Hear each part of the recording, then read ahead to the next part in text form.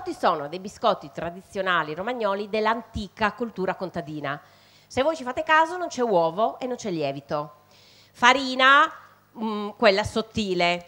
E voi avete, mi sembra, 2,50 e 300, 2,3, 200, insomma, un po' di farina bianca e un po' di farina gialla. Allora, io qui metto il burro, è già morbido perché io l'ho lasciato fuori e lo faccio girare un attimo con sempre la mia spatola e gli metto un po' di scorzettina di limone.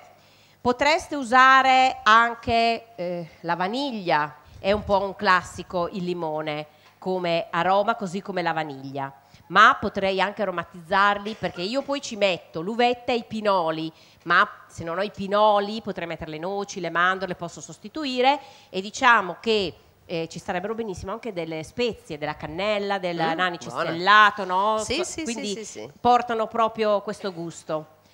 Lo facciamo girare un attimo per amalgamarlo, e in un altro contenitore, oppure lo posso fare anche lì dentro, io qui ho le mie farine. Sì. Qui, se mi serve, posso ammorbidire il mio impasto con un pochettino di latte. Allora, generalmente quando ho la farina di mais abbiamo visto che un po' di latte serve. Qui abbiamo il composto, siccome è molto granelloso, un pochettino di latte glielo metto. Io qui ho le uvette che le ho sciacquate e le ho messe a bagno con un po' di ramandolo.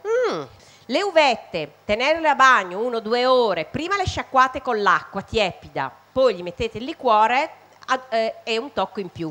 Ok, guardate, è un impasto che non è più di tanto impastato, liscio, rimane granelloso. Vado a mettere in questo caso abbiamo usato i pinoli, ma se non avete i pinoli o non piacciono li potete sostituire. Tenete presente che sembra asciutta la pasta, ma io adesso vado a mettere l'uvetta che è ammorbidita con un liquido, quindi apporto un altro po' di liquido.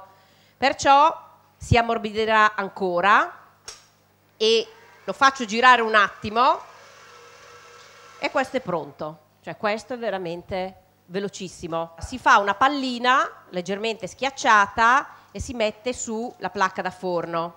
Cercate di rispettare un po' gli spazi.